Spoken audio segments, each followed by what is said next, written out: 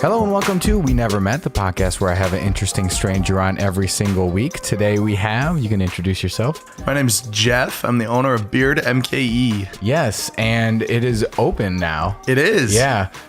You have a grand opening soon, right? Yeah, we're doing a grand opening on 420. It starts at 420, goes till 8. It's going to be beards, brews, and barbecues. Nice. Yeah. Yeah. So first of all, how old is this business? When did you start? When did I start? I've had the idea for doing a men's store for a couple of years and stuff. The ball actually started getting rolling last summer, basically. Had a long conversation with one of my close friends, Steph Davies, the owner of the Waxwing. Okay. And I was actually managing her store at the time. Oh, really? And Yeah, because you guys are right next door. Yep. We're technically 3 doors down, but like who's counting? Like Matthew. But so she was approached with the possibility of purchasing Milwaukee home, and we were talking about possibly going in on this together. Yeah. And it spurred this whole conversation of like, hey, like she knew that I had this idea for a men's store and was like, why invest in someone else's idea when you could go full force with your own? Yeah. And so then I was like, all right, I'm doing this, you know? So now here we are. How long ago was the idea before you actually like executed it? So I've had the idea. I've lived in Milwaukee almost 15 years. Okay. And I've always kind of felt like there was a store, like a need for a store like this. Just something that provides options of all sorts for men of Milwaukee. And just like shopping around doing my own thing, it's always kind of been difficult for me to find things that speak to my own personal style. Right. So it's always kind of been one of those where I'm like, I would love to provide this, you know, because I feel like there are more people like me in Milwaukee or close enough or whatever. Yeah. And so I've kind of had it in the back of my brain for many years, you know, it's just actually pulling the trigger on something. Right. Because that is kind of true. I've never seen anything like this in Milwaukee, and I've lived here my whole life. Like there is not a single store that I could name. We're always told, like, I mean, we've been open about a month now. I've gotten a lot of like, this reminds me of a store in Madison or Chicago or Minneapolis. And that was kind of my whole thing where I'm like, all of these other cities have stores like this. Right. Why wouldn't we, you know? And so, that was kind of the encouragement. Yeah. So did you kind of bring your own style into that store? Because some of the stuff you have, I have a shirt actually from you guys already. Perfect. Love it. I love it. And, but like the hats you guys sell and stuff, it's all like really cool. How do you like find this stuff? So, a lot of it is, I mean, it's coming from my own personal viewpoint and my own personal sense of style, but also it goes into the like, well, not everybody is going to want to dress like you or use the same products or whatever. And you have to remember that. Yeah. But I work with a bunch of different artists, like, across the country, a couple even, across the world or whatever. I have a jewelry maker from Australia that I work with. He was actually the first order that I placed with an artist was with him. It's Carpe Diem Jewelry, and he's out of Australia, but I really like his men's rings and stuff, and they're really hard to come by. Okay. So it was just one where I was like, look, I'm not constricting myself to strictly Milwaukee local. Sure. I mean, I'm all about that. Yeah. It's just like makers who create men's focused stuff. It's a smaller pool, you know, so I have to kind of reach out elsewhere, and it just kind of got to the point where I just want to provide good quality products for people, whether it's local or a little bit further out there, you know? So it's kind of that. I use like a platform that allows me to be in touch with a bunch of other artists who do like small batches, create their own things. And I just kind of get to work with them and pick and choose what I like and kind of go from there. Is that cool? Do you get to like know any of these people's stories or like anything like that? Like, it's neat. Like I said, not all of them are like local, like Milwaukee or Wisconsin. So there are times where like there are things, there's a big old like convention in New York called NY Now. And I used to go on this buying trip with the owner of the Waxwing. Yeah. And you get to meet the artists face to face and see their stuff. So there are times where it's like, you communicate via email and then you get to actually meet in person. You feel like you know this person already. You know, you're like referencing like jokes from months ago or whatever, you know, and it's weird because you've never actually met, you know. But so there are some things like that. I've had I have a book that's all on ranch dressing in my store, and like I'm obsessed with ranch dressing, and that's kind of what informed this choice. I had a girl stop in the other day because her friend from New York wrote the book. Oh, and really? she stopped in, and I was like, I have to take a picture of this. You know, you got to document it. You know, so it's cool, like weird little connections and things like that just keep organically happening. Yeah. So on that topic, what is like a super unique thing other than the ranch dressing book that you have in your store? Okay, some unique things. Yeah. What is like many things? Yeah. I have cocktail syrups, which are pretty neat. I've seen that. Yeah. So it's just like a small bottle. It creates 16 cocktails, just like a half ounce of this syrup in with your liquor of your choice, and then like a soda water or tonic water. Those are pretty neat. Some of the barware stuff is a little quirkier. I have a barrel-aged spirits kit, so you can just take any kind of alcohol, whiskey, vodka, whatever, and then you put these little sticks in them that have like they're like the barrel-aged like oak or whatever, and you just toss them in and leave them in. It's got like a guide for how many days, for how strong you want the flavor to be. Wow. Yeah. I really like, I have insulated cooler backpacks, which I think is like, it couldn't be more Milwaukee, right? You know? Exactly.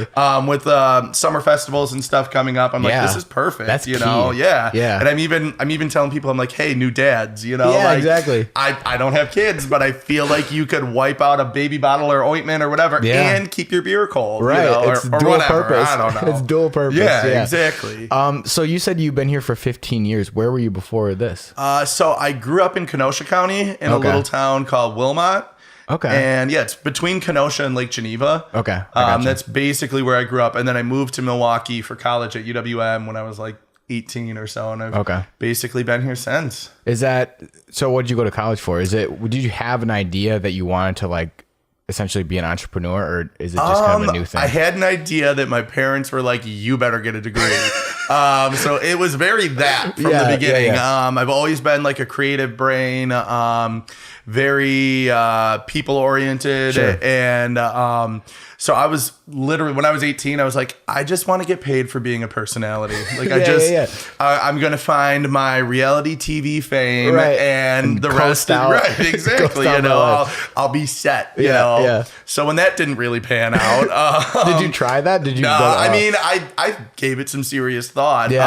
I never sent a tape in or anything like that, you know. Let's not count anything out. Right. But, yeah, like that was always my thing, or like a radio, or I've always had the dream of being like a late night talk show host, like marriage between like a Conan O'Brien, James Corden, and like Jimmy Fallon, you know, just irreverent and funny and stupid. It's my forte, you know. So when I went to college though, I started as a marketing major, and I actually hated all of my business classes. Oh, it really? just doesn't. Again, the creative brain, I was like, like Excel, what is this? You know, like I don't get it, you know. And if I'm being totally honest, the amount of math that I had to do, I mean, just not my thing, you know. So I switched majors, and then I got my degree in communication with like a focus or a certificate in conflict resolution. So it's like people are arguing, I can be like, no, don't, and throw that little piece of paper at them or something like that. Maybe use it a little bit more, you know, but yeah, so that's what I wound up getting a degree in, which is cool. I really responded to the whole communication degree. It seems like common sense, but there's a lot that goes into it. And so I was happy to have that, but then it was kind of, you graduate with that degree, and it's like, where do I go from here? You know, it's like with a comm degree, you can do a variety of things, and it's kind of a double-edged sword, because it's a blessing and a curse, where it's like, you can do anything, but then it's like, you can do it. Like, what's it going to be? You know, and you're like, oh shit, you know? So like I just had that with the understanding of like, oh, I've got a degree now. Like now the jobs will just start like raining down upon me, you know? And that also wasn't the case, you know? But so I was already working in radio at that point. And so I just kept like climbing the ladder at that space, and did that for a while, and just kind of been rolling with it since then. Yeah, because I had a similar thing where my degree is communications too, and you graduate, and you're like, what? Like, who do I talk to? I can communicate real well, but go out and chat with people. Right, but it's like everybody was getting communication degrees too, you know, where I'm like, how am I different from any other Joe Schmo who just graduated with the same degree. And that's kind of what I was up against. Yeah. So leading up to kind of having the idea and opening this store, were you working in radio still, or were you working other places too? I was not working in radio anymore. I was managing the Waxwing, which is like kind of like we're kind of brother sister stores kind of thing. I started there. And Steph took me under her wing there and like trained me in the whole like back end of owning a business and stuff. Right. And it was kind of, at that point, it was a strategic choice for me to be managing the store because I wanted to learn all of that other side. Like I know I have an eye for things, or I feel like I do. No, I think you do based on what you have in your story. Oh, shucks. Now I'm blushing. But it's more like the paperwork, like this is how taxes are done. This is how I run reports and manage the relationships and all of that. So I purposely was kind of there learning as much as I could, soaking it up like a sponge to kind of go off and do my own thing eventually. Yeah. Yeah. Was that overwhelming to try to start learning all that stuff? Is it a lot of stuff? It's a lot of stuff. Yeah. And the nature of like the businesses like the Waxwing and Beard MKE, we either work with artists to purchase on wholesale or consignment. Okay. Consignment is, like we receive your products and we display them. And when they sell, like the artist gets a cut, the store keeps a cut. Yeah. And so it's different paperwork for that. So you have to make sure that you're managing that, and you have to show the artists who are selling on consignment, like this is what sold, this is what I owe you, here is your payment. Where wholesale, you purchase it basically up front. Yeah. And you can price it as you see fit, and then when it sells, like you keep the profits or whatever, but also it's like a portion of that goes to pay off what you've already paid, so there's a little bit more that goes into it, than you would think. And at the Waxwing, they carry over 300 different local artists. Wow. So that's a lot. It was a lot of paperwork. Yeah. So but I'm happy to have gotten to work there and train there. Yes. So did that help your store go a little bit smoother when you started? Or I feel like and obviously like having Steph in my corner and just kind of helping guide my choices, and like this is the next step, like one of those where you feel like you're like, okay, I have all of these permits and paperwork and stuff ready, like what am I forgetting? It was good to have someone who's already been through it to be like, okay, do you have this, do you have that, do you have that? And you're like, I'm sorry, like what is a seller's permit? Like come again. So that's been pretty important to me, and I'm very thankful to have Steph in my corner for those things. Yeah. And also, I just feel like the relationships I formed in managing the store, people like local artists already knew of me, knew who I am and what I would be bringing to the table. So I've had lots of support from the local artist community as well, which is invaluable, Right. So it's been going well so far. Yeah, because I'm always interested to know, like, so when you initially had that idea, what was like the catalyst, or like what made you want to actually start? Because it's different when you have like an idea rather than like, okay, I'm actually doing this now. Right. You know what I mean? I'm trying to think what it was. Like, it honestly was one where it's like, look, I'm 32 years old now. Yeah. Like I something's got to give. Like I'm got to do something. You know. And not to say that I was just like sitting on my ass all the time, but it's like I want to start building something. So I think it was just finally the taking the leap of faith and like trusting that, I can do this. And even if it doesn't go the way you want, you have to also kind of be at peace with that. Yeah. Like from the beginning too, where it's like you never know how things are going to go. And it's a blessing and a curse. It's that whole thing where you're just like, oh God.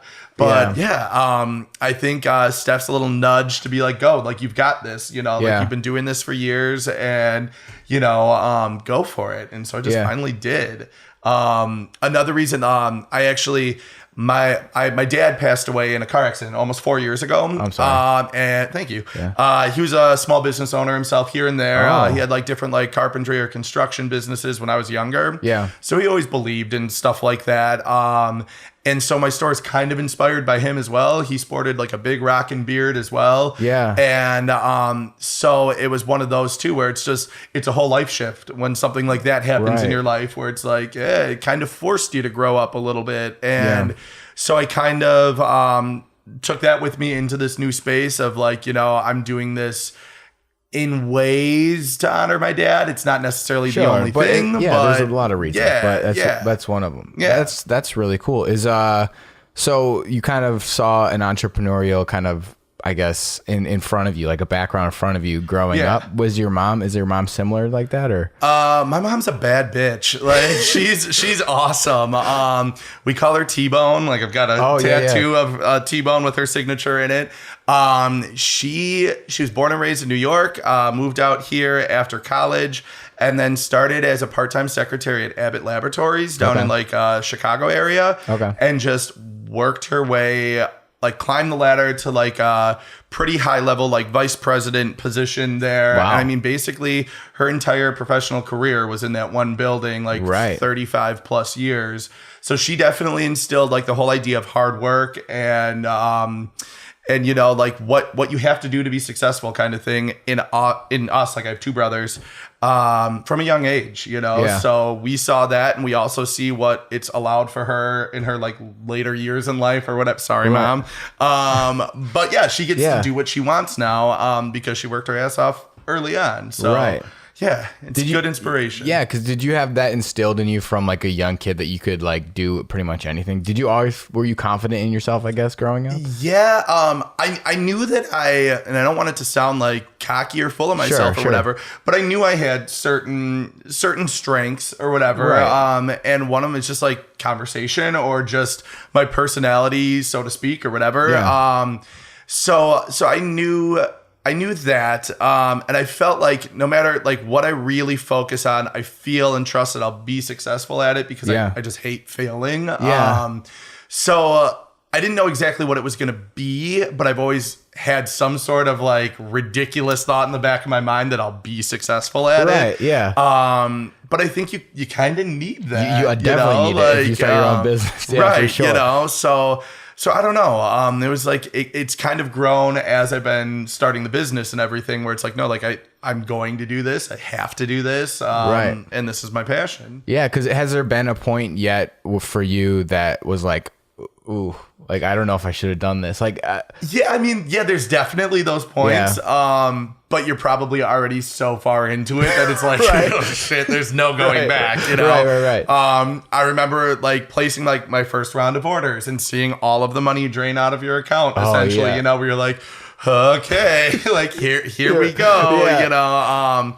So there's definitely moments like that, or like officially signing the lease for your like retail space and stuff, like those kind of like big moments where you're like this is it, you know, like here we go, no turning back kind of thing. But that's part of what I'm trying to like remember and retain in doing this like new business is being comfortable with uncertainty. And that's been a huge thing for me, because typically for me, if things are uncertain or whatever, I might shy away from it and do the more sure thing. Because it makes sense. You know? You know, and that was also kind of ingrained in us as kids or whatever. That was like the whole like go to a 4-year school, you know, blah, blah, blah, which now it's not always necessarily the thing, you know, just be good at whatever you're going to choose to do, you know? And I'm like, shit, now I don't even remember where I was going with that. Must have been real good. But yeah, the whole like uncertainty type of thing, you know, just being cool with it, because you're not going to have all the answers, especially not in the beginning, and you just have to roll with that and just be comfortable with it. Is that a new kind of mindset for you, or has it developed as you have your business?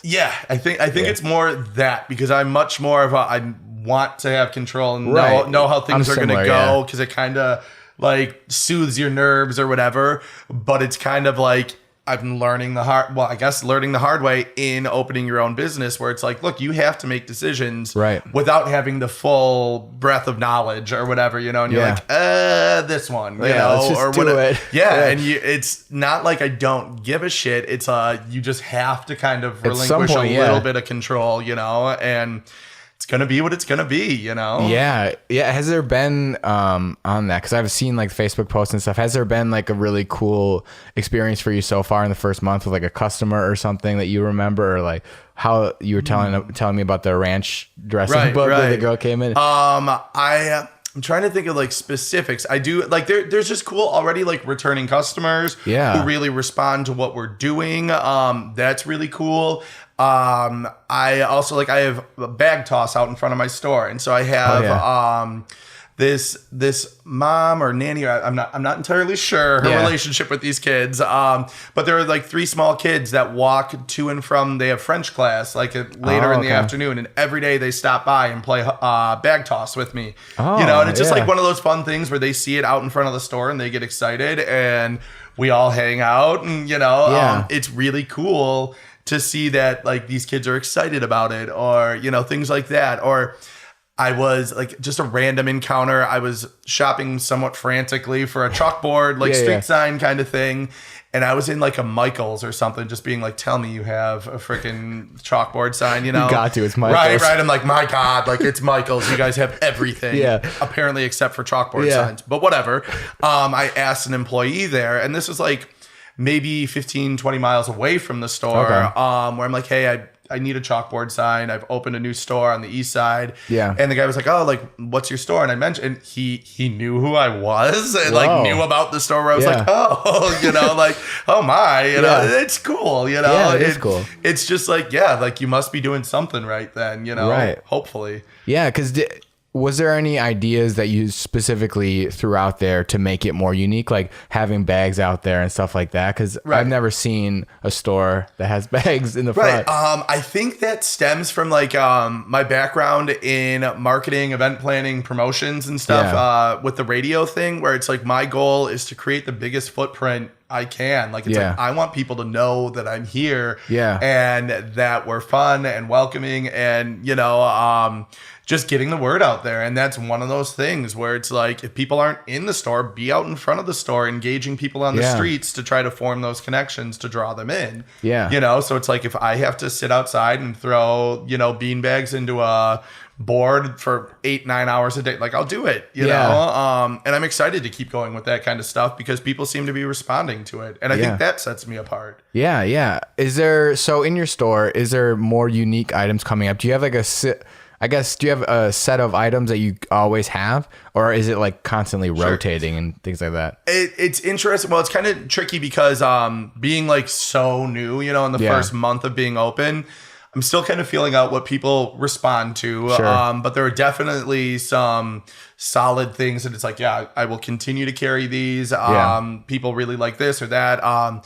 So specifically, like anything like grooming or apothecary, typically, like if men or whoever finds some sort of product like that they like, they're very likely to come back to purchase it again. Because it's like, this works, I want to re-up on it, So that's like, strategically or whatever, you want to keep that stuff stocked so that you get those repeat customers. But then kind of like my passion is like the quirkier, like not necessarily seasonal things, but things where it's like, oh, they have that, like this ranch book or whatever. One of my big hits, I have these coffee mugs that were actually kind of inspired by my dad. His nickname was Shark. So these are Shark ceramic coffee mugs. And one of them says, live every week like it's Shark Week. And the other one says something to the effect of like, do sharks complain about Mondays? Like, no, they're out like biting shit, scaring people, and reminding everyone that they're a fucking shark. And like people love them, and I love that they respond to it, So there are things like that. Some of my barware stuff, like people just, you can't find it other places, so they're just drawn to it. So I've already been kind of feeling that stuff out, and I'm going to keep moving forward with it. Speaking of your dad, do you have is there like a very early memory of that like interaction where you like saw him in like in a business light or whatever, and you're like, oh dang, this is cool. Like, do you have a memory of like maybe going to his office or something like that? I don't really. He did these like his own businesses and stuff when I was really young. Like I was like 2 or 3 years old. However, I do remember him, like he also worked at Abbott Laboratories, like when I was older enough to remember. But not really doing a job that he really enjoyed. It was just like make ends meet, he's got 3 kids, and I mean, it was still like related in a similar field and everything like that, but it was almost like the reverse of like seeing someone who works all day every day in something that they don't enjoy. And I remember being like, ugh, like I don't want to do that, and it's like going to work every day is hard enough, like you better enjoy what you do. Right. Exactly. So it's kind of the flip side of it, actually. Yeah. So. I'm sure there's been days that have been tough though and challenging, right? Opening a new business. What has been like a very tough day for you? Like Mondays. but you're a shark though. No, right. It depends. I'm still in like the early stages of everything. So it's like, you want to see foot traffic through your doors. And I mean, during the weekends and stuff, it's a lot better. During the week, it's a little bit slower. And also just with the weather, it's one where I'm like cursing Mother Nature every day, where I'm like, give me some sun. Like, you are ruining me. But yeah, there's definitely the days where you kind of sweat it out, where you're like, oh crap, like we can't have this happening all the time. But that just kind of goes back to the whole being comfortable with uncertainty. It's like, this is what I want to do. Like, come hell or high water, like, you got to do it, So yeah, I just keep that in the back of my mind. Because I saw you guys before the store opened at. Did you guys go around and kind of with a booth before it opened? Yeah. So before, I actually signed my lease in late October. Okay. With the understanding that I would be able to exist there before Christmas and holidays and stuff. Sure. Which obviously didn't happen. Yeah. So I had already been like working on gathering product and this and that. So I had the stuff ready to go, and it was just one where it's like, look, this is prime time for things like this. Yeah. So I did the Cream City Creatives Craft Fair right before Christmas, and then I did pop-ups at the Waxwing where I'd be in their back room. I worked with Hamburger Mary's, had a craft fair as well. Yeah. And it was just, honestly, at that point, it was like, hey, I want to get out and be seen and, start making connections with people.